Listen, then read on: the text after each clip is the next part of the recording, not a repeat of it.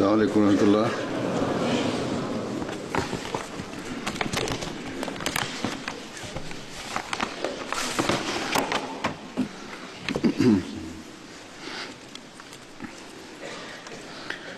أشهد أن لا إله إلا الله وحده لا شريك له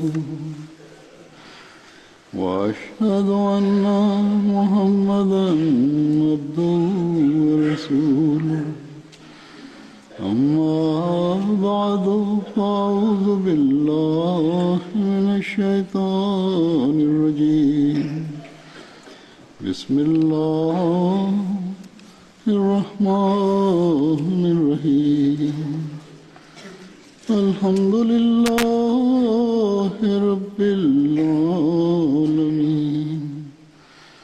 الرحمن الرحيم مالك يوم الدين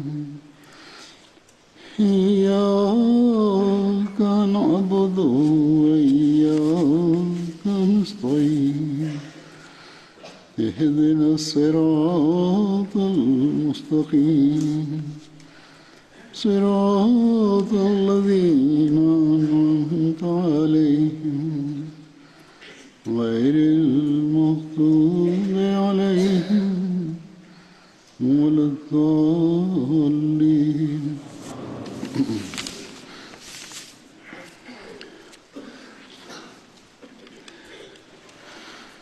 آج جن بدری صحابہ کا میں ذکر کروں گا ان میں پہلا نام حضرت عبداللہ بن الربیع انصاری کا ہے. حضرت عبداللہ بن الربیع کا تعلق خزرج قبیلے کی شاخ بنو ابجر سے تھا اور آپ کی والدہ کا نام فاطمہ بنت عمر تھا. آپ بیعت عقبہ ثانیہ میں شامل تھے اور آپ کو غزوہ بدر اور احد اور جنگ موطا میں شامل ہونے کی سعادت نصیب ہوئی. جنگ موطا میں آپ نے شہادت کا رتبہ پایا. دوسرے صحابی ہیں حضرت عطیہ بن نویرہ. یہ غزوہ بدر میں شریک ہوئے تھے اور ان کے متعلق بس اتنی ہی معلومات ہیں کہ آپ شامل ہوئے غزوہ بدر میں. پھر حضرت سہل بن قیس ہیں. ان کی والدہ کا نام نائلہ بنت سلامہ تھا اور مشہور شاعر حضرت کعب بن مالک کے آپ چچا زاد بھائی تھے. سہل نے غزوہ بدر اور احد میں شرکت کی اور غزوہ احد میں جام شہادت نوش کیا. حضرت صلی اللہ علیہ وسلم ہر سال شہدائے احد کی قبروں کی زیارت کے لیے تشریف لے جاتے. جب آپ اس گھاٹی میں داخل ہوتے تو بلند آواز سے فرماتے السلام علیکم بما صبرتم فنعم عقبی الدار. سورہ رات کی آیت ہے, وہاں السلام علیکم بجائے سلام علیکم سے شروع ہوتی ہے کہ سلام ہو تم پر بسبب اس کے جو تم نے صبر کیا. السلام علیکم بما صبرتم فنعم عقبی الدار. بس کیا ہی اچھا ہے گھر کا انجام, اس گھر کا انجام. حضرت صلی اللہ علیہ وسلم کے بعد حضرت ابوبکر, حضرت عمر اور حضرت عثمان نے بھی اسی روایت کو جاری رکھا. پھر حضرت معاویہ بھی جب حج یا عمرہ کے لیے آتے تو شہدائے احد کی قبروں کی زیارت کے لیے جاتے. حضرت صلی اللہ علیہ وسلم فرمایا کرتے تھے کہ لیتا انی وزرتو مع اصحاب الجبل, کہ کاش میں ان پہاڑ والوں کے ساتھ ہو جاتا, یعنی مجھے بھی اس دن شہادت کرتا ہوتی. اسی طرح جب حضرت سعد بن ابی وقاص غابہ, جو کہ مدینہ کے شمال مغرب میں واقع گاؤں ہے, اپنی جائیدادوں پر جاتے تو شہدائے احد کی قبروں کی زیارت کرتے، 3 مرتبہ انہیں سلام کہتے، پھر اپنے ساتھیوں کی طرف مڑتے اور انہیں کہتے کہ کیا تم ان لوگوں پر سلامتی نہیں بھیجو گے جو تمہارے سلام کا جواب دیں گے؟ جو بھی انہیں سلام کہے گا یہ قیامت کے دن اس کے سلام کا جواب دیں گے۔ ایک مرتبہ حضرت صلی اللہ علیہ وسلم حضرت مصعب بن عمیر کی قبر کے پاس سے گزرے تو وہاں رک کر دعا کی اور اس آیت کی تلاوت فرمائی کہ من المؤمنین رجال صدقوا ما عاهدوا الله علیہ ومنهم من قضى نحبه ومنهم من ينتظر وما بدلوا تبدیلا، کہ مومنوں میں ایسے مرد ہیں جنہوں نے جس بات پر اللہ سے عہد کیا اسے سچا کر دکھایا۔ من المؤمنین رجال صدقوا ما عاهدوا الله علیہ، بس ان میں سے وہ بھی ہیں جس نے اپنی منت کو پورا کر دیا، اور ان میں سے وہ بھی ہیں جو بھی انتظار کر رہے ہیں، اور انہوں نے ہرگز اپنے طرز عمل میں کوئی تبدیلی نہیں کی۔ پھر آپ نے فرمایا کہ میں گواہی دیتا ہوں کہ قیامت کے دن اللہ کے نزدیک شہید ہوں گے، تم ان کے پاس آیا کرو، ان کی زیارت کیا کرو اور ان پر سلامتی بھیجا کرو۔ قسم ہے اس ذات کی جس کے قبضہ قدرت میں میری جان ہے کہ قیامت کے دن تک جو بھی ان پر سلامتی بھیجے گا یہ اس کو جواب دیں گے۔ حضرت صلی اللہ علیہ وسلم کے صحابہ یہاں آتے، ان کے لیے دعا کرتے اور سلامتی بھیجا کرتے۔ حضرت سہل بن قیس کی بہنیں حضرت سختہ اور حضرت عمرہ بھی حضرت صلی اللہ علیہ وسلم پر ایمان لائیں اور آپ کی بیعت سے فیض یاب ہوئیں۔ پھر اگلے صحابی ہیں حضرت عبداللہ بن حمیر الاشعری، ان کا تعلق بنو دہمان سے ہے جو کہ انصار کے حلیف تھے۔ آپ نے غزوہ بدر میں اپنے بھائی حضرت خارجہ کے ہمراہ شرکت کی اور آپ غزوہ احد میں بھی شامل ہوئے۔ ان کی زوجہ کا نام حضرت ام ثابت بنت حارثہ ہے جو حضور صلی اللہ علیہ وسلم پر ایمان لائیں۔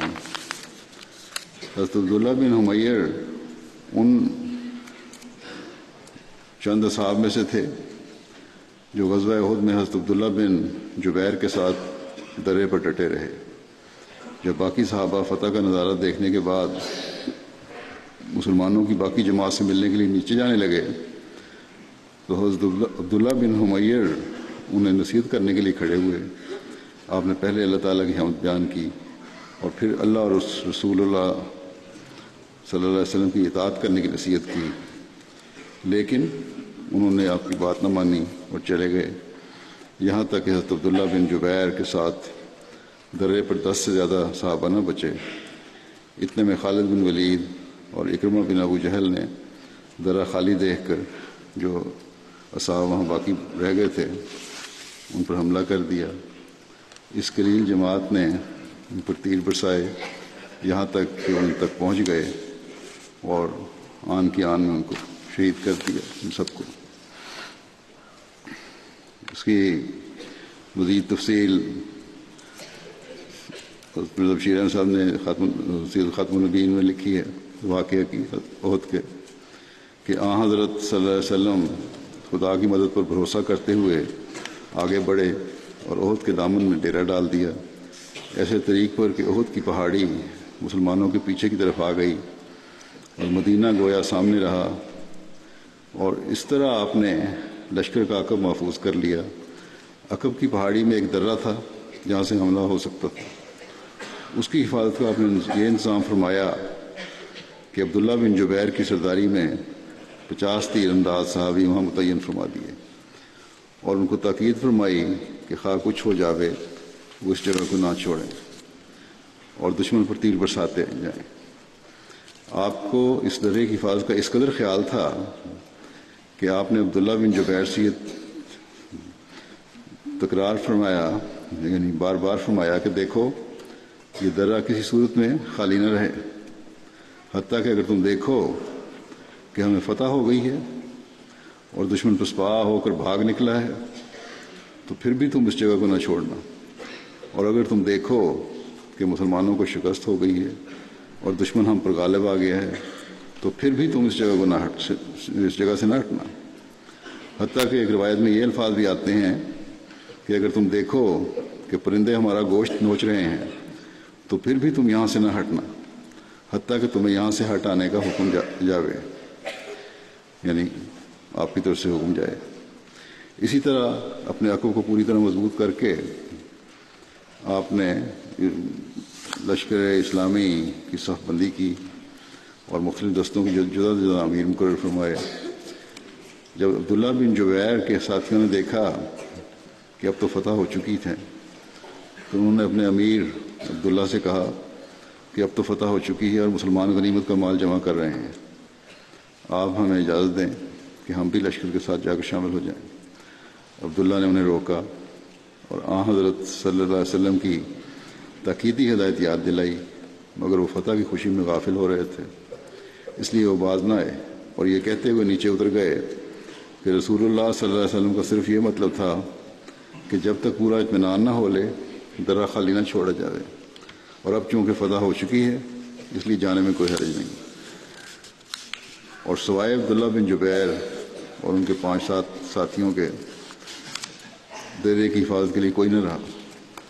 خالد بن ولید کی تیز آنکھ نے دور سے درے کی طرف دیکھا تو میدان صاف پایا، جس پر اس نے اپنے سواروں کو جلدی جلدی جمع کر کے فوراً درے کا رخ کیا، اور اس کے پیچھے پیچھے اکرمہ بن ابو جہل بھی رہے، صحیح دستے کے ساتھ لے کر تیزی کے ساتھ وہاں پہنچا، اور یہ دونوں دستے عبداللہ بن جبیر اور ان کے چند ساتھیوں کو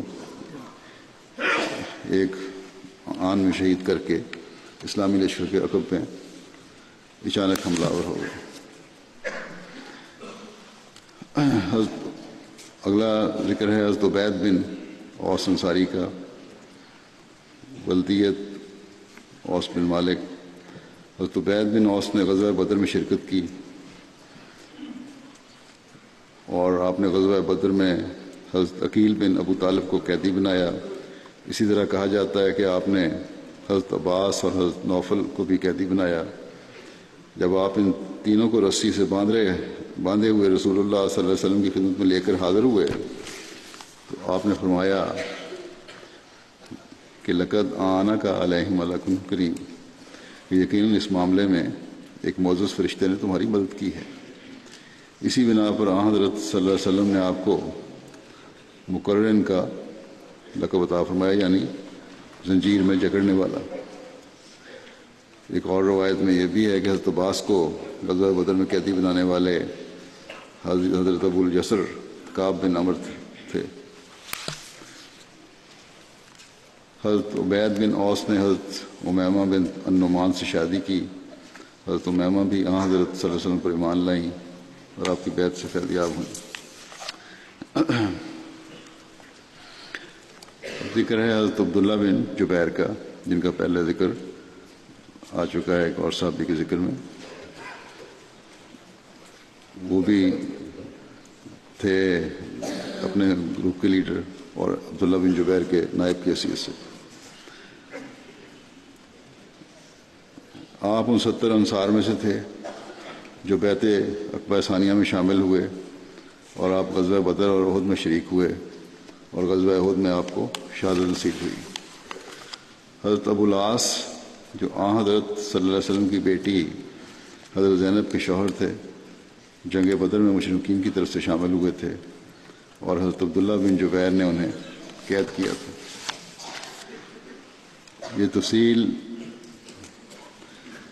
اس کی بیان کرتے ہوئے سید خاتم النبیین میں حضرت بشیر احمد صاحب لکھا ہے کہ حضرت صلی اللہ علیہ وسلم کے داماد ابو العاص بھی اسیران بدر میں سے تھے۔ ان کے فدیہ میں ان کی زوجہ یعنی حضرت صلی اللہ علیہ وسلم کی صاحبزادی زینب نے، جو ابھی تک مکے میں تھیں، کچھ چیزیں بھیجی۔ ان میں سے ان کا ایک ہار بھی تھا یہ ہار وہ تھا جو حضرت ختیجہ نے جہیز میں اپنی لڑکی زینب کو دیا تھا۔ آن حضرت صلی اللہ علیہ وسلم نے اس ہار کو دیکھا تو مرحومہ ختیجہ کی یاد دل میں تازہ ہو گئی اور آپ چشمے پرآب ہو گئے اور صحابہ سے فرمایا اگر تم پسند کرو تو زینب کا مال اسے واپس کر دو۔ صحابہ کو اشارہ کی دیر تھی، زینب کا مال فوراً واپس کر دیا گیا اور آن حضرت صلی اللہ علیہ وسلم نے نقد فدیہ کے قائم مقام ابو العاص کے ساتھ یہ شرط مقرر کی کہ وہ مکے میں جا کر زینب کو مدینہ بھجوا دیں گے، اور اس طرح ایک مومن روح دار کفر سے نجات پا گئی۔ اور کچھ عرصے بعد ابو العاص بھی مسلمان ہو کر مدینہ میں ہجرت کر آئے اور اس طرح خاوند بیوی پھر اکٹھے ہو گئے۔ غزوہ احد میں آن حضرت صلی اللہ علیہ وسلم نے آپ کو عبداللہ بن جبیر کو ان 50 تیر اندازوں کے دستے کا سالار مقرر فرمایا جسے آپ نے مسلمانوں کے حق میں واقع درے کی حفاظت کے لیے مقرر فرمایا تھا۔ باقی تفصیل تو عبداللہ بن حمیر کے واقعے میں بیان ہو گئی ہے، اور کچھ مزید یہ ہے جو شیرین صاحب نے لکھی ہے کہ آن حضرت صلی اللہ علیہ وسلم خدا کی مدد پر بھروسہ کرتے ہوئے آگے بڑھے اور احد کے دامن میں ڈیرا ڈال دیا، ایسے طریق پر کہ احد کی پہاڑی مسلمانوں کے پیچھے کی طرف آ گئی اور مدینہ گویا سامنے رہا، اور اس طرح آپ نے لشکر کا عقب محفوظ کر لیا۔ آپ نے یہ انتظام فرمایا کہ عبداللہ بن جبیر کی سرداری میں 50 تیر انداز صحابی وہاں متعین فرما دیے اور ان کو تاکید فرمائی کہ خواہ کچھ ہو جاوے وہ اس جگہ کو نہ چھوڑیں اور دشمن پر تیر برساتے جائیں۔ جیسا کہ پہلے بھی ذکر آ چکا ہے کہ آن حضرت صلی اللہ علیہ وسلم کو اس طرح کی حفاظت کا اس قدر خیال تھا کہ آپ صلی اللہ علیہ وسلم نے عبداللہ بن جبیر سے یہ تکرار سے فرمایا کہ دیکھو یہ درہ کسی صورت میں خالی نہ رہے، اور اگر فتح بھی ہو جائے، دشمن پر پسپا ہو کے دوڑ جائے، تب بھی تم نے جگہ نہیں چھوڑنی، اور مسلمانوں کو اگر شکست ہو جائے اور ہم دشمن پہ غالب آ جائیں تب بھی تم نے نہیں چھوڑنی۔ حضرت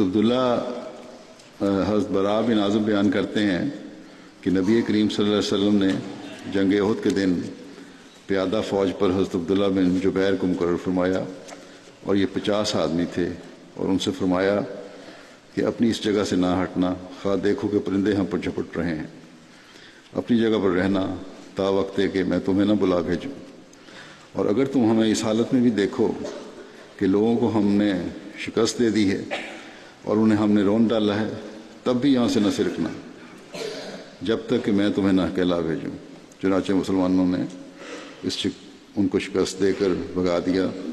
حضرت براء کہتے تھے کہ بخدا میں نے مشرک عورتوں کو دیکھا کہ وہ بھاگ رہی تھیں اور وہ اپنے کپڑے اٹھائے ہوئے تھیں۔ اس زمانے میں فوجوں کے ساتھ عورتیں بھی جایا کرتی تھیں ان کو جذبات ابھارنے کے لیے، ان کی پازیبیں اور پنڈلیاں ننگی ہو رہی تھیں۔ حضرت عبداللہ بن جبیر کے ساتھیوں نے یہ دیکھ کر کہا کہ لوگوں چلو غنیمت حاصل کریں، تمہارے ساتھی غالب ہو گئے، تم کیا انتظار کر رہے ہو؟ حضرت عبداللہ بن جبیر نے کہا کیا تم وہ بات بھول گئے ہو جو رسول اللہ صلی اللہ علیہ وسلم نے تم پر سے فرمائی تھی؟ انہوں نے کہا تھا کہ بخدا ضرور ہم بھی لوگوں کے پاس، انہوں نے کہا یعنی ان لوگوں نے جو جگہ چھوڑنا چاہتے تھے، انہوں نے کہا کہ بخدا ضرور ہم بھی ان لوگوں کے پاس پہنچیں گے اور غنیمت کا مال لیں گے، یہ غنیمت کا مال وہاں لے رہے ہیں باقی تو ہم بھی جائیں۔ جب وہ وہاں پہنچے تو ان کے منہ پھیر دیے گئے اور شکست کھا کر بھاگتے ہوئے لوٹے، یعنی پھر دشمن نے حملہ کیا اور یہ فتح جو ہے الٹی پڑ گئی۔ یہی وہ واقعہ یہ لکھتے ہیں حضرت براء کہ یہی وہ واقعہ ہے جس کے متعلق اللہ تعالیٰ فرماتا ہے جبکہ رسول تمہاری طرف سے پچھلی جماعت میں کھڑا تمہیں بلا رہا تھا، آل عمران کی آیت ہے۔ نبی صلی اللہ علیہ وسلم کے پاس 12 آدمیوں کے سوا اور کوئی نہ رہا، اور کافروں نے ہم میں سے 70 آدمی شہید کیے، اور نبی صلی اللہ علیہ وسلم اور آپ کے صحابہ نے جنگ بدر میں مشرکوں کے 140 آدمیوں کو نقصان پہنچایا تھا، 70 قیدی اور 70 مقتول۔ ابو سفیان نے 3 بار پکار کر کہا، یہ سارا واقعہ بیان ہو رہا ہے جنگ احد کا ہی، کہ کیا ان لوگوں میں محمد ہے صلی اللہ علیہ وسلم؟ نبی صلی اللہ علیہ وسلم نے صحابہ کو اسے جواب دینے سے روک دیا۔ جب دیکھی شکست جو ان کی شکست تھی کافروں کی فتح میں بدل گئی، اور انہوں نے دوبارہ حملہ کر کے درجے سے مسلمانوں کو زیر کر لیا، تب اس نے کہا کہ کیا تم میں محمد ہے؟ نبی صلی اللہ علیہ وسلم نے صحابہ کو اسے جواب دینے سے روک دیا۔ پھر اس نے 3 بار پکار کر پوچھا، کیا لوگوں میں ابو قحافہ کا بیٹا ہے، یعنی حضرت ابو بکر ہیں؟ پھر 3 بار پوچھا، کیا ان لوگوں میں ابن خطاب ہے، یعنی حضرت عمر کے بارے میں پوچھا۔ پھر وہ اپنے ساتھیوں کی طرف لوٹ گیا، اور آن صلی اللہ علیہ وسلم نے ہر دفعہ پوچھنے پر یہی فرمایا تھا کہ جواب نہیں دینا۔ پھر کہتے ہیں کہ وہ اپنے ساتھیوں کی طرف لوٹ گیا اور کہنے لگا، یہ جو تھے وہ تو مارے گئے، یہ 3 ہی لیڈر ہو سکتے تھے ان کے، یہ تینوں مارے گئے۔ یہ سن کر حضرت عمر اپنے آپ کو قابو میں نہ رکھ سکے اور بولے، اے اللہ کے دشمن، بخدا تم نے جھوٹ کہا ہے، جن کا تو نے نام لیا وہ سب زندہ ہیں، جو بات ناگوار ہے اس میں سے ابھی تیرے لیے بہت کچھ باقی ہے۔ ابو سفیان بولا، یہ مارکا بدر کے مارکے کا بدلہ ہے، اور لڑائی تو ڈول کی طرح ہے، کبھی اس کی فتح اور کبھی اس کی فتح۔ تم ان لوگوں میں سے کچھ ایسے مردے پاؤ گے جن کے ناک کاٹے گئے ہیں، یعنی مسلح کیا گیا۔ انہوں نے کہا کہ میں نے اس کا حکم نہیں دیا اور میں نے اسے برا بھی نہیں سمجھا۔ پھر اس کے بعد وہ یہ رجزیہ فکرہ پڑھنے لگا، اولو حبل اولو حبل، حبل کی جے حبل کی جے۔ نبی صلی اللہ علیہ وسلم نے فرمایا، کیا اسے جواب نہیں دو گے اب؟ صحابہ نے کہا، یا رسول اللہ ہم کیا کہیں؟ آپ نے فرمایا، تم کہو اللہ اعلیٰ و اجل، اللہ ہی سب سے بلند اور بڑی شان والا ہے۔ پھر ابو سفیان نے کہا، عزا نامی بت ہمارا ہے اور تمہارا کوئی عزا نہیں۔ نبی صلی اللہ علیہ وسلم نے سن کر فرمایا کہ کیا تم اسے جواب نہیں دو گے؟ حضرت براء بن عازب کہتے ہیں کہ صحابہ نے کہا، یا رسول اللہ ہم کیا کہیں؟ آپ نے فرمایا، کہو اللہ مولانا ولا مولا لکم، کہ اللہ ہمارا مددگار ہے اور تمہارا کوئی مددگار نہیں۔ حضرت مسلم موعود رضی اللہ عنہ نے اس واقعے پر کافی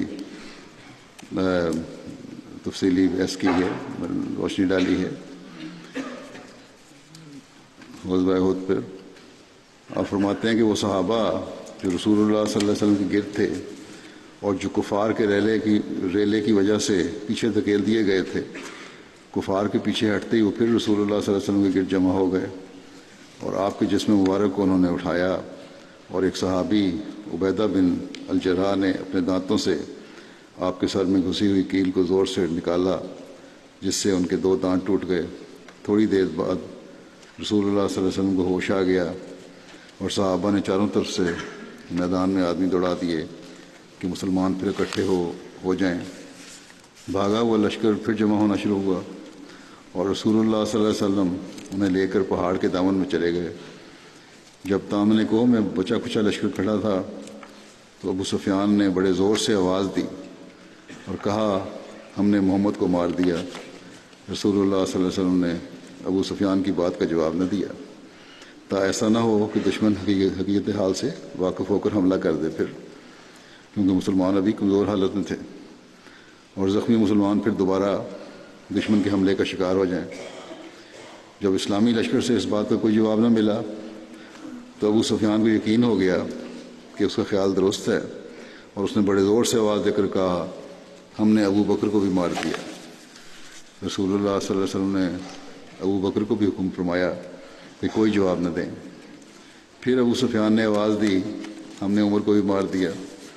تب عمر جو بہت جوشیلے تھے، انہوں نے اس کے جواب میں یہ کہنا چاہا کہ ہم لوگ خدا کے فضل سے زندہ ہیں اور تمہارے مقابلے کے لیے تیار ہیں، مگر رسول اللہ صلی اللہ علیہ وسلم نے منع فرمایا کہ مسلمانوں کو تکلیف میں مت ڈالو اور خاموش رہو۔ اب کفار کو یقین ہو گیا کہ اسلام کے بانی کو بھی اور اس کے دائیں بائیں بازو کو بھی ہم نے مار دیا ہے۔ اس پر ابو سفیان اور اس کے ساتھیوں نے خوشی سے نعرہ لگایا، یا اولو حبل، کہ ہمارے معزز بت حبل کی شان بلند ہو کہ اس نے آج اسلام کا خاتمہ کر دیا ہے۔ وہی رسول کریم، مسلم فرماتے ہیں کہ وہی رسول کریم صلی اللہ علیہ وسلم جو اپنی موت کے اعلان پر، ابو بکر کی موت کے اعلان پر اور عمر کی موت کے اعلان پر خاموشی کی نصیحت فرما رہے تھے، تا ایسا نہ ہو کہ زخمی مسلمانوں پر پھر کفار کا لشکر لوٹ کر حملہ کر دے اور مٹھی بھر مسلمان ان کے ہاتھوں شہید ہو جائیں۔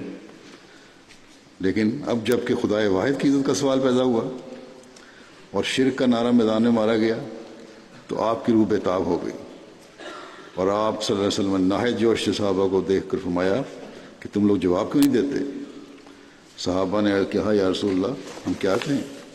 فرمایا کہ کہو، اللہ اعلیٰ واجل، اللہ اعلیٰ واجل، تم جھوٹ بولتے ہو، حبل کی شان بلند ہوئی ہے، اللہ وحدہ لا شریک ہی معزز ہے اور اس کی شان ہی بالا ہے۔ اور اس طرح آپ نے اپنے زندہ ہونے کی خبر دشمنوں تک پہنچا دی۔ اس فرماتے ہیں کہ اس دلیرانہ اور بہادرانہ جواب کا اثر کفار کے لشکر پر اتنا گہرا پڑا کہ باوجود اس کے کہ ان کی امیدیں اس جواب سے خاک میں مل گئیں، اور باوجود اس کے کہ ان کے سامنے مٹھی بھر زخمی مسلمان کھڑے ہوئے تھے جن پر حملہ کر کے ان کو مار دینا مادی قوانین کے لحاظ سے بالکل ممکن تھا، وہ دوبارہ حملہ کرنے کی ضرورت نہیں کر سکے، لیکن اس نعرے کو سن کے، یہ جوش دیکھ کر، اور جس قدر فتح ان کو نصیب ہوئی تھی اسی کی خوشیاں مناتے ہوئے مکے کو واپس چلے گئے۔ مسلم مزید فرماتے ہیں ایک آیت کی تشریح میں کہ فَلْيَحْذَرِ الَّذِينَ يُخَالِفُونَ عَنْ أَمْرِهِ أَن تُصِيبَهُمْ فِتْنَةٌ وَيُصِيبَهُمْ عَذَابٌ أَلِيمٌ، یعنی جو لوگ اس رسول کے حکم کی مخالفت کرتے ہیں انہیں اس بات سے ڈرنا چاہیے کہ کہیں ان کو خدا تعالیٰ کی طرف سے کوئی آفت نہ پہنچ جائے یا وہ کسی دردناک عذاب میں مبتلا نہ ہو جائیں۔ چنانچہ دیکھ لو، آپ فرماتے ہیں دیکھ لو کہ جنگ احد میں اس حکم کی خلاف ورزی کی وجہ سے اسلامی لشکر کو کتنا نقصان پہنچا۔ رسول کریم صلی اللہ علیہ وسلم ایک پہاڑی درے کی حفاظت کے لیے رسول کریم صلی اللہ علیہ وسلم نے ایک پہاڑی درے کی حفاظت کے لیے 50 سپاہی مقرر فرمائے تھے، اور یہ درہ اتنا اہم تھا کہ آپ نے ان کے افسر عبداللہ بن جبیر انصاری کو بلا کر فرمایا کہ خواہ ہم مارے جائیں یا جیت جائیں، تم نے اس درے کو نہیں چھوڑنا۔ مگر جب کفار کو شکست ہوئی اور مسلمانوں نے ان کا تعاقب شروع کر دیا تو اس درے پر جو سپاہی مقرر تھے انہوں نے اپنے افسر سے کہا کہ اب تو فتح ہو چکی ہے، اب ہمارا یہاں ٹھہرنا بیکار ہے، ہمیں اجازت دیں کہ ہم بھی جہاد میں شامل ہونے کا ثواب لے لیں۔ ان کے افسر نے انہیں سمجھایا کہ دیکھو، رسول کریم صلی اللہ علیہ وسلم کے حکم کی خلاف ورزی نہ کرو۔ رسول کریم صلی اللہ علیہ وسلم نے فرمایا تھا کہ خواہ فتح ہو یا شکست تم نے اس درے کو نہیں چھوڑنا، اس لیے میں تمہیں جانے کی اجازت نہیں دے سکتا۔ انہوں نے کہا کہ رسول کریم، ان لوگوں نے، باقی ساتھیوں نے ان کے کہ یہ کہا کہ رسول کریم صلی اللہ علیہ وسلم کا یہ مطلب تو نہیں تھا کہ خواہ فتح ہو جائے پھر بھی تم نے نہیں ہلنا، آپ کا مقصد تو صرف تاکید کرنا تھا۔ اب جب کہ فتح ہو چکی ہے ہمارا یہاں کیا کام ہے؟ چنانچہ انہوں نے خدا کے رسول کے حکم پر، مسلموں دیکھتے ہیں کہ انہوں نے خدا کے رسول کے حکم پر اپنی رائے کو فوقیت دیتے ہوئے اس درے کو چھوڑ دیا۔ صرف ان کا افسر اور چند سپاہی یعنی عبداللہ بن جبیر اور چند سپاہی رہ گئے، اور جب کفار کا لشکر مکہ کی طرف بھاگتا چلا جا رہا تھا تو اچانک خالد بن ولید نے پیچھے کی طرف مڑ کر دیکھا تو درے کو خالی پایا۔ انہوں نے عمرو بن العاص کو آواز دی، یہ دونوں ابھی تک اسلام میں داخل نہیں ہوئے تھے، اور کہا دیکھو کیسا اچھا موقع ہے، آؤ ہم مڑ کر مسلمانوں پر حملہ کر دیں۔ چنانچہ دونوں جرنیلوں نے اپنے بھاگتے ہوئے دستوں کو سنبھالا اور اسلامی لشکر کا بازو کاٹتے ہوئے پہاڑ پر چڑھ گئے، اور چند مسلمان جو وہاں موجود تھے اور دشمن کا مقابلہ کرنے کی طاقت نہیں رکھتے تھے ان کو انہوں نے ٹکڑے ٹکڑے کر دیا اور اسلامی لشکر پر پشت پر سے حملہ کر دیا۔ کفار کا یہ حملہ ایسا اچانک تھا کہ مسلمان جو فتح کی خوشی میں ادھر ادھر پھیل چکے تھے ان کے قدم جم نہ سکے. صرف چند صحابہ دوڑ کر رسول کریم صلی اللہ علیہ وسلم کے گرد جمع ہو گئے، جن کی تعداد زیادہ سے زیادہ 20 تھی. مگر یہ چند لوگ کب تک دشمن کا مقابلہ کر سکتے تھے؟ آخر کفار کے ایک ریلے کی وجہ سے مسلمان سپاہی بھی پیچھے کی طرف دھکیلے گئے اور رسول کریم صلی اللہ علیہ وسلم میدان جنگ میں تن تنہا رہ گئے. اسی حالت میں آپ کے خود پر ایک پتھر لگا، جس کی وجہ سے خود کے کیل آپ کے سر میں چبھ گئے اور آپ بے ہوش ہو کر ایک گڑھے میں گر گئے، جو کہ ہو چکا ہے پہلے کہ پھر ایک صحابی نے وہ کیل نکالے اور ان کے دانت بھی ٹوٹ گئے. جو بعض شریروں نے اسلامی لشکر کو نقصان پہنچانے کے لیے کھود کر ڈھانپ رکھا تھا. ایک گڑھا بنایا ہوا تھا اور اس پہ گھاس پھوس رکھا ہوا تھا، پتہ نہیں لگ رہا تھا یہ گڑھا ہے. اس میں حضرت صلی اللہ علیہ وسلم گرے. اس کے بعد کچھ اور صحابہ شہید ہوئے اور ان کی لاشیں آپ کے جسم مبارک پر جا گریں اور لوگوں میں یہ مشہور ہو گیا کہ رسول کریم صلی اللہ علیہ وسلم شہید ہو گئے ہیں. مگر وہ صحابہ جو کفار کے ریلے کی وجہ سے پیچھے دھکیل دیے گئے تھے، کفار کے پیچھے ہٹتے ہی پھر رسول کریم صلی اللہ علیہ وسلم کے گرد جمع ہو گئے اور انہوں نے آپ کو گڑھے میں سے باہر نکالا. تھوڑی دیر کے بعد رسول کریم صلی اللہ علیہ وسلم کو ہوش آ گیا اور آپ نے چاروں طرف میدان میں آدمی دوڑا دیے کہ مسلمان پھر اکٹھے ہو جائیں، اور آپ انہیں ساتھ لے کر پہاڑ کے دامن میں چلے گئے.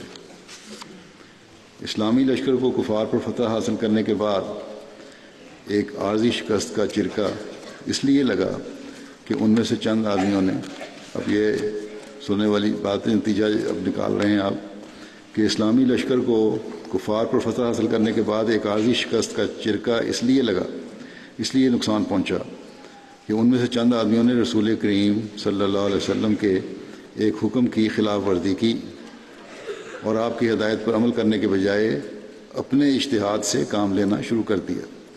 اگر وہ لوگ محمد رسول اللہ صلی اللہ علیہ وسلم کے پیچھے اسی طرح چلتے جس طرح نبض حرکت قلب کے پیچھے چلتی ہے، اگر وہ سمجھتے کہ محمد رسول اللہ صلی اللہ علیہ وسلم کے ایک حکم کے نتیجے میں اگر ساری دنیا کو بھی اپنی جانیں قربان کرنی پڑتی ہیں تو وہ ایک بے حقیقت شے ہیں، اگر وہ ذاتی اشتہاد سے کام لے کر اس پہاڑی درے کو نہ چھوڑتے جس پر رسول کریم صلی اللہ علیہ وسلم نے انہیں اس ہدایت کے ساتھ کھڑا کیا تھا کہ خواہ ہم فتح حاصل کریں یا مارے جائیں، تم نے اس مقام سے نہیں ہلنا، تو نہ دشمن کو دوبارہ حملہ کرنے کا موقع ملتا اور نہ محمد رسول اللہ صلی اللہ علیہ وسلم اور آپ کے صحابہ کو کوئی نقصان پہنچتا.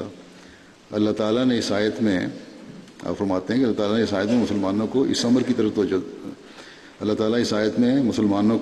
طرف توجہ دلاتا ہے کہ وہ لوگ جو محمد رسول اللہ صلی اللہ علیہ وسلم کے احکام کی پوری اطاعت نہیں بجا لاتے اور ذاتی اشتہادات کو آپ کے احکام پر مقدم سمجھتے ہیں، اپنی ذاتی توجیہیں نکالتے ہیں یا خود ہی تشریحیں کرنے لگ جاتے ہیں یا حکموں کی تعویلیں کرنے لگ جاتے ہیں،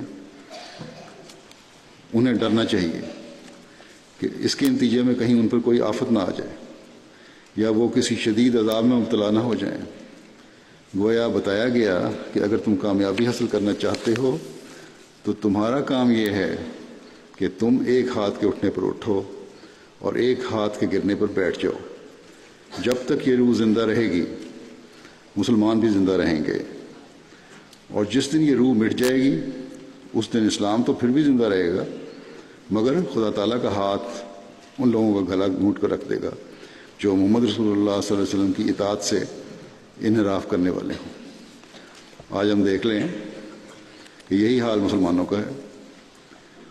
اللہ تعالیٰ کی مدد ان سے اٹھ گئی ہے. حضرت صلی اللہ علیہ وسلم کے ارشاد کے مطابق کہ آنے والے مسیح اور مہدی کو مان لینا، اسے میرا سلام پہنچانا اور اسے حکم اور عدل سمجھنا، ان سب باتوں کی تعویلیں بھی لوگ کرنے لگ گئے ہیں اور اس کا نتیجہ بھی دیکھ لیں. بس یہاں احمدیوں کے لیے بھی ایک سبق ہے کہ ایک تنبیہ ہے کہ مسیح موعود کو قبول کر کے پھر کامل اطاعت ہی کامیابیوں اور فتوحات کی ضمانت ہے. بس ہر ایک کو اس اپنی حالتوں کے جائزہ لینے کی ضرورت ہے کہ کس حد تک اس کے اطاعت کے معیار ہیں۔ یہاں ایک پہلے بیان ہوا تھا ابو سفیان کے ساتھ، اب اکرمہ بن ابو جہل تھے، دوسرے میں تھا حضرت مسلم نے لکھا ہے کہ ایک دوسرے صحابی کا ذکر کیا، عمر بن عاص کا ذکر کیا کہ انہوں نے درے پہ حملہ کیا۔ بعض دوسری روایات میں دوسرے نام ہیں۔ اس بارے میں مزید جو تحقیق کی ہے ریسرچ سیل نے، وہاں بھی کتب سیرت میں خالد بن ولید کے ساتھ اکرمہ کے حملے کا ذکر ملتا ہے، لیکن یہ بھی ملتا ہے ذکر کہ مشرکین نے اپنے لشکر کے گھڑ سواروں کو جن کی قیادت میں دیا تھا، ان میں سے ایک عمر بن عاص بھی تھے۔ تو اس ضمن میں یہ کہتے ہیں کہ خالد بن ولید نے پہاڑ کے درے پر خالی جگہ دے کر گھڑ سواروں کے ساتھ حملہ کیا اور اکرمہ بن ابو جہل ان کے پیچھے پیچھے آیا۔ یوں ان تینوں امور کو اگر ایک طرح سے دیکھا جائے تو پھر اس طرح اس میں مطابقت پیدا کی جا سکتی ہے حضرت مسلم موعود کے حوالے میں بھی اور باقی تاریخ کی کتابوں میں بھی، کہ چونکہ مشرکین کے گھوڑ سواروں کے نگران حضرت عمر بن عاص تھے، اس لیے یہ بھی ساتھ ہوں گے، کیونکہ ابو سفیان، اکرمہ اور ابو العاص تینوں ساتھ ہوں گے۔ تو اس لحاظ سے اگر دیکھا جائے تو پھر روایت میں کوئی اختلاف نہیں ہوتا۔ حضرت عبداللہ بن جبیر کی شہادت کا واقعہ اس طرح ہے کہ جب خالد بن ولید اور اکرمہ بن ابو جہل ہمراہ ہوئے تو حضرت عبداللہ بن جبیر نے تیر چلائے یہاں تک کہ آپ کے تیر ختم ہو گئے۔ پھر آپ نے نیزے سے مقابلہ کیا حتیٰ کہ آپ کا نیزہ بھی ٹوٹ گیا۔ پھر آپ نے اپنی تلوار سے لڑائی کی یہاں تک کہ آپ شہید ہو کر گرے۔ آپ کو اکرمہ بن ابو جہل نے شہید کیا۔ جب آپ گر گئے تو دشمنوں نے آپ کو گھسیٹا اور آپ کی ناش کا بدترین مسئلہ کیا۔ آپ کے جسم کو نیزے سے اتنا چیرا کہ آپ کی انتڑیاں بھی باہر نکل آئیں۔ حضرت خوات بن جبیر کہتے ہیں کہ حضرت عبداللہ بن جبیر کی جب یہ حالت ہوئی اس وقت مسلمان وہاں گھوم کر پہنچ گئے اور میں بھی ان کے ساتھ تھا۔ کہتے ہیں کہ میں اس مقام پر ہنسا جہاں کوئی نہیں ہنستا، اپنی حالت بیان کر رہے ہیں، اور اس مقام پر اونگا جہاں کوئی نہیں اونگتا، اور اس مقام پر میں نے بخل کیا جہاں کوئی بخل نہیں کرتا۔ یہ ایسی حالت تھی۔ تو ان تینوں چیزیں ایسی حالت میں نہیں ہو سکتی کسی انسان سے۔ ان سے کہا گیا کہ یہ کیا کیفیت ہے، آپ نے کیوں کیا یہ؟ حضرت خوات نے کہا کہ میں نے دونوں بازوؤں سے اور ابو حنا نے دونوں پاؤں سے پکڑ کر حضرت عبداللہ کو اٹھایا۔ میں نے اپنے امامے سے ان کا زخم باندھ دیا۔ جس وقت ہم انہیں اٹھائے ہوئے تھے مشرکین ایک طرف تھے، میرا امامہ ان کے زخموں سے کھل کر نیچے گر پڑا اور حضرت عبداللہ بن جبیر کی آنتیں باہر نکل پڑیں۔ میرا ساتھی گھبرا گیا اور اس خیال سے کہ دشمن قریب ہے اپنے پیچھے دیکھنے لگا۔ اس پر میں ہنس پڑا کہ یہ کیا کر رہا ہے اس وقت۔ پھر ایک شخص اپنا نیزہ لے کر آگے بڑھا اور وہ اسے میرے حلق کے سامنے لا رہا تھا کہ مجھ پر نیند غالب آ گئی اور نیزہ ہٹ گیا۔ یہ بھی اللہ تعالیٰ کی طرف سے ایک مدد ہوئی ان کی۔ کہتے ہیں نیند اونگ کیوں آئی؟ اللہ تعالیٰ کی طرف سے اونگ آ گئی۔ اس حالت میں کچھ کر تو سکتا نہیں تھا، نیزہ میرے بالکل گلے کے قریب تھا، لیکن پھر وہ نیزہ ہٹ گیا۔ اور جب میں حضرت عبداللہ بن جبیر کے لیے قبر کھودنے لگا اس وقت میرے پاس میری کمان تھی۔ چٹان ہمارے یہ سخت ہو گئی تو ہم اس کی ناش کو لے کر وادی میں اترے اور میں نے اپنی کمان کے کنارے کے ساتھ قبر کھودی۔ کمان میں وتر بندھی ہوئی تھی۔ میں نے کہا کہ میں اپنی وتر کو خراب نہیں کروں گا۔ پھر میں نے اسے کھول دیا اور کمان کے کنارے سے قبر کھود کر حضرت عبداللہ بن جبیر کو وہاں دفن کر دیا۔ اللہ تعالیٰ نے جس طرح حضرت عبداللہ بن جبیر اور ان کے ساتھیوں کو وفا کے ساتھ اور حکم کی روح کو سمجھنے والا بنایا تھا، ہمیں بھی توفیق دے کہ ہم اللہ تعالیٰ کے فضل سے اسی طرح حکم کو سمجھنے والے اور کامل اطاعت کرنے والے ہوں، اور اس طرح ہمیشہ اللہ تعالیٰ کے فضلوں کے وارث بنتے چلے جائیں۔ نمازوں کے بعد میں ایک جنازہ غائب بھی پڑھاؤں گا جو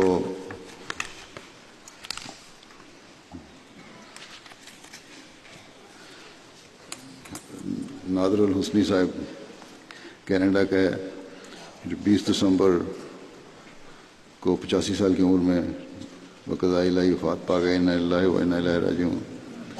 مرحوم ایک صالح، مخلص اور شریف النفس انسان تھے۔ ان کی مالی قربانیاں بھی معیاری تھیں۔ مرحوم موسی تھے۔ پسماندگان میں اہلیہ اور بیٹا ہیں جو احمدی نہیں ہیں ان کے۔ عبدالرؤف حسنی صاحب کے آپ بیٹے تھے، جنہوں نے 1938 میں اپنے بھائی محترم منیر الحسنی صاحب کے بعد بیعت کی تھی۔ عبدالرؤف صاحب بھی پرہیزگار اور خاموش طبع اور تقوی شعار انسان تھے۔ جب حضرت مسلم موعود رضی اللہ عنہ نے شام کا دورہ کیا تو عبدالرؤف الحسنی صاحب کے گھر میں ایک رات کھانے کے لیے تشریف لے گئے۔ نادر الحسنی صاحب کے اندر بھی اپنے باپ کی خوبیاں موجود تھیں اور آپ نے بھی اخلاص و وفا میں اعلیٰ نمونہ پیش کیا۔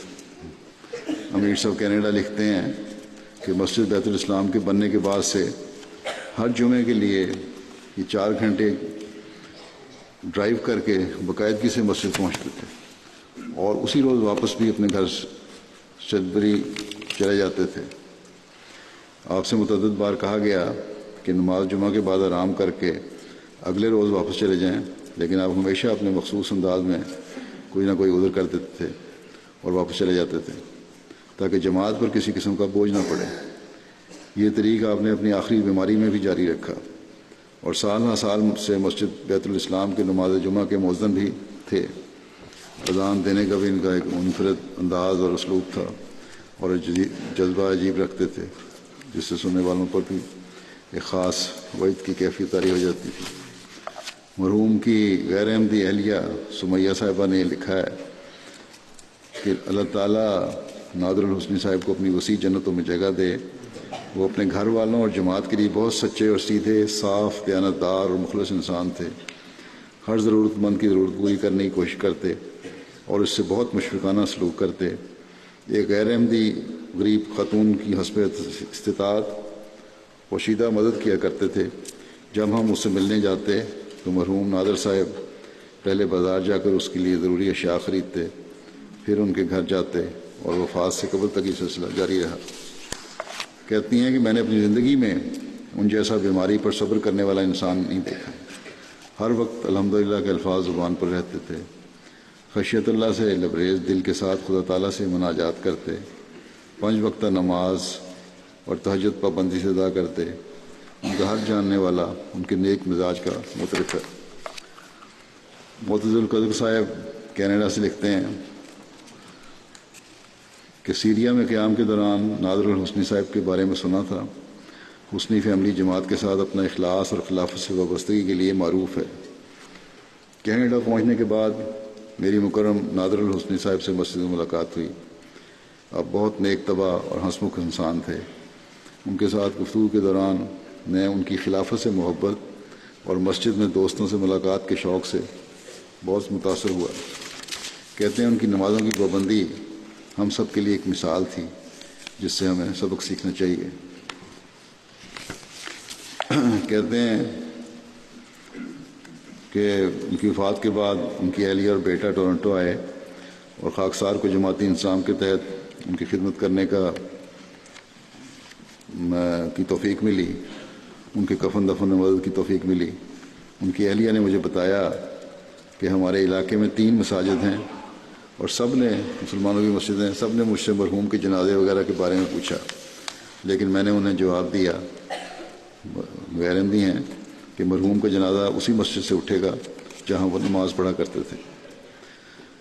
پھر یہ کہتے ہیں کہ مرحوم کا تابوت قبر میں اتارا جا رہا تھا تو اپنے قزق صاحب نے کہا کہ اپنے چچا مکرم الحاج سامی قزق صاحب کی ایک بات یاد کر کے میری آنکھوں میں آنسو آ گئے۔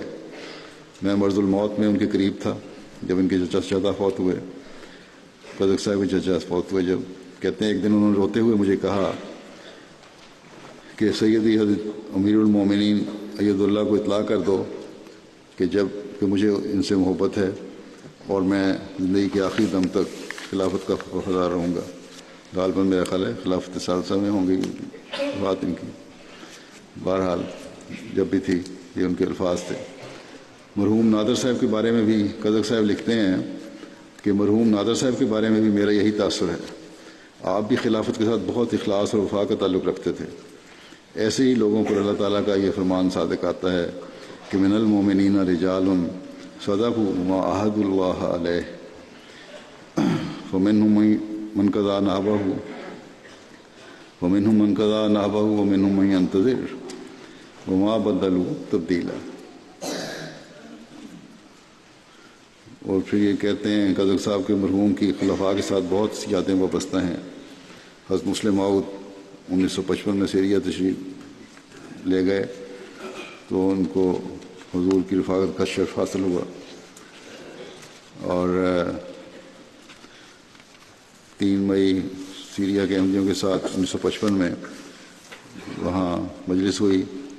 کہتے ہیں مسلم موعود کے ساتھ اس مجلس میں حضرت مسلم موعود نے عربی میں باتیں کی ان سے، اور اس تاریخی نشست کے بارے میں حضرت مسلم موعود نے فرمایا کہ آج سے، اس نشست میں یہ بھی فرمایا حضرت مسلم موعود نے، کیونکہ یہ نشست جو ہے، یہ مجلس جو آج جمعی ہے، یہ تاریخی ہے، اس لیے کہ آج سے نصف صدی سے زائد عرصہ قبل، جبکہ آپ حضرات میں سے کئی پیدا بھی نہیں ہوئے تھے، اللہ تعالیٰ نے حضرت مسیح موعود کی طرف وحی کی تھی کہ یدعون لک ابدال الشام و عباد اللہ من العرب، کہ ابدال شام اور عربوں میں سے اللہ کے نزدیک اللہ کے نیک بندے تیرے لیے دعائیں کریں گے۔ اور آج آپ کی موجودگی سے حضرت مسلم موعود ان سیرین احمدیوں کو کہہ رہے تھے کہ آج آپ کی موجودگی سے خدا کی یہ بات پوری ہو گئی۔ اس سفر کے موقع پر حضرت مسلم موعود رضی اللہ عنہ کے ساتھ مکرم نادر الحسنی صاحب کی بعض یادگار تصویریں بھی ہیں ان کے پاس۔ ان کے بھانجے عمار المسکی صاحب جو یہاں ہیں تبشیر میں، کہتے ہیں لندن میں ہی رہتے ہیں، یہ کہتے ہیں کہ آپ کا حضرت چودھری فضل اللہ خان صاحب کے ساتھ بہت قریبی تعلق تھا۔ مرحوم نے حضرت چودھری فضل اللہ خان صاحب کی ایک کتاب کا عربی ترجمہ بھی کیا تھا۔ جماعت کے ساتھ آپ کو بہت مضبوط تعلق تھا۔ حضرت مسیح موعود اور خلفاء کے بارے میں کوئی ناروا بات برداشت نہیں کرتے تھے۔ ایک دفعہ آپ اپنے 2 بھائیوں کے ساتھ کسی غیر احمدی کے ہاں تعزیت کے لیے گئے، وہاں پر سیریا کے ایک معروف عالم شیخ البانی بھی اپنے کئی شاگردوں کے ہمراہ موجود تھے، جن کو مرحوم نادر الحسنی صاحب اور ان کے بھائیوں کے احمدی ہونے کا پتہ تھا۔ اس پر ان لوگوں نے احمدیوں اور دیگر مولویوں کے درمیان اختلافی امور کا ذکر کرنا شروع کر دیا۔ جب ان میں سے ایک نے حضرت مسیح موعود علیہ السلام کے بارے میں نازیبا الفاظ استعمال کیے تو میرے ماموں مرحوم نادر الحسنی صاحب جوش سے کھڑے ہو کر کہنے لگے کہ اگر تم میں سے کسی میں ہمت ہے تو میرے ساتھ مناظرہ کر لو۔ حالانکہ یہ 3 بھائی تھے اور شیخ البانی صاحب کے ساتھیوں کی تعداد 15 سے زائد تھی۔ ان میں سے کسی ایک کو اس بات کی ضرورت نہیں ہوئی کہ مناظرہ کرے، بلکہ مناظرے کے بجائے انہوں نے جھگڑا کرنا شروع کر دیا اور آپ تینوں پر حملہ کرنے کی کوشش کی، لیکن تعزیت پر آئے ہوئے دیگر لوگوں نے بیچ بچاؤ کرا دیا۔ اپنی پڑھائی کے دوران حضرت مسیح موعود کو پیغام پہنچانے کا کوئی موقع ہاتھ سے جانے نہ دیتے تھے۔ اسکول کی تعلیم مکمل کرنے کے بعد میکینیکل انجینئرنگ پڑھنے کے لیے امریکہ چلے گئے۔ آخری سال کے دوران ایک یہودیوں کے ایک فرقے سے عقائد پر بحث شروع ہو گئی۔ ان کے پاس کوئی دلیل نہیں تھی تو انہوں نے پرنسپل کو جا کے کہا مخالف گروہ نے کہ اس کو کالج سے نکال دیں، ورنہ ہم اس پر ایسا الزام لگائیں گے پڑھائی مکمل نہیں کر سکے گا۔ تو بہرحال پھر پرنسپل کہنے تو مرحوم نے خود ہی اپنا کالج تبدیل کر لیا اور امریکہ چھوڑ کر پھر کینیڈا آ گئے۔ آپ کی ساری توجہ کا مرکز حضرت مسیح موعود علیہ السلام اور خلفاء کی کتب رہتی تھیں۔ حضرت مسیح موعود علیہ السلام کی عربی کتب اپنی آواز میں پڑھ کر ریکارڈ کروائیں آپ نے، اردو زبان سیکھنے کی بھی کوشش کر رہے تھے، اور حضرت مسیح موعود علیہ السلام کے فارسی شعر کا عربی شعر میں ترجمہ بھی کرتے تھے۔ اپنی عربی اور انگریزی زبان کی ساری صلاحیت تراجم کے کام میں صرف کی۔ 5 والیوم انگلش کمنٹری کی پہلی جلد کا عربی ترجمہ کرنے والی ٹیم میں بھی آپ شامل تھے۔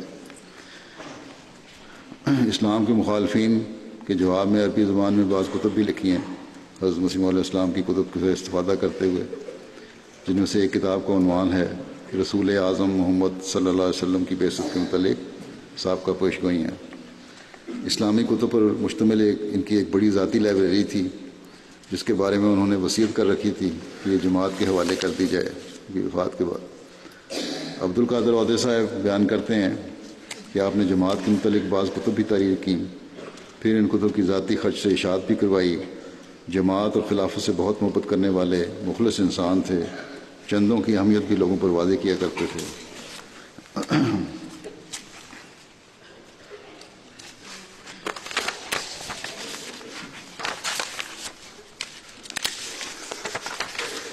عبدالرزاق فراز صاحب مربی سلسلہ ہیں، جامعہ کینیڈا کے استاد بھی ہیں۔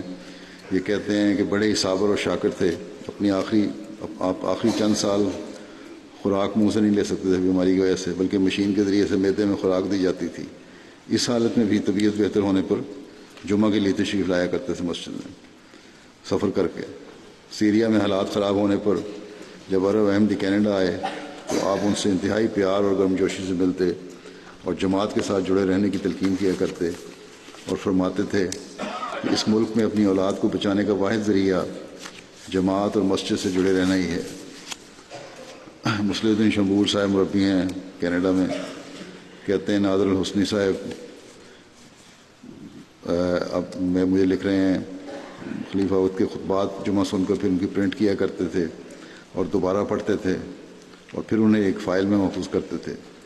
گھر میں حضرت اقدس مسیح موعود کی عربی کتب اور حضرت مسلم موعود کی تفسیر کبیر کی 10 جلدوں کا عربی ترجمہ اپنی آواز میں ریکارڈ کر کے محفوظ کیا، اور جمعہ کے لیے آتے جاتے وقت انہیں سنا کرتے تھے یا کبھی تلاوت سنتے تھے۔ خلیفۃ المسیح رابع کے درس قرآن کا جب عربی ترجمہ MTA پر نشر ہونا شروع ہوا تو اس کی بھی ریکارڈنگ شروع کی اور اپنے پاس محفوظ رکھی۔ کہتے ہیں میں ان کے گھر گیا ہوں کئی دفعہ، جب بھی ٹھہرتا تھا ہر روز نماز فجر سے 1.5 یا 2 گھنٹے پہلے تہجد کے وقت رونے اور گڑگڑانے کی آواز خاکسار سنتا تھا، اور اگر وہ ٹی وی کبھی دیکھتے تھے تو صرف MTA دیکھا کرتے تھے یا کبھی خبریں دیکھا کرتے تھے۔ ایک دفعہ میں MTA خراب ہو گیا تو انہوں نے فوری طور پر پیغام بھجوایا کہ آگے MTA ٹھیک کریں میرا، کیونکہ اس کے بغیر گزارا مشکل ہے۔ شمور صاحب یہ بھی لکھتے ہیں کہ یہ دعا نماز میں پڑھا کرتے تھے کہ اللہم اتمم علینا نعمت الخلافہ، کہ یا اللہ ہمیں خلافت کی برکتوں سے بہترین فائدہ اٹھانے کی توفیق عطا فرما۔ اور جب بھی اس دعا کو پڑھتے تھے تو رونے لگتے تھے۔ یہ واقعہ کہتے ہیں میرے سامنے کئی مرتبہ پیش آیا۔ اللہ تعالیٰ مرحوم مقبول کے درجات بلند فرمائے اور ان کے بیٹے اور اہلیہ کو بھی توفیق عطا فرمائے، وہ بھی حضرت مسیح علیہ الصلوۃ والسلام کو بیت میں آنے والے بن جائیں، اور ان کے لیے دعائیں ہیں وہ قبول ہوں سری۔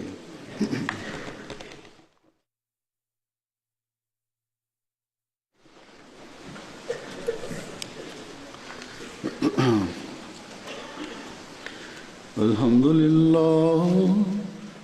لله نحمده ونستعينه ونستغفره ونؤمن به ونتوكل عليه ونعوذ بالله من شرور أنفسنا ومن سيئات أعمالنا من يهده الله فلا مضل له ومن يضلل فلا هادي له ونشهد أن لا إله إلا الله ونشهد أن محمدا عبده ورسوله عباد الله رحمكم الله إن الله يأمر بالعدل والإحسان وإيتاء ذي القربى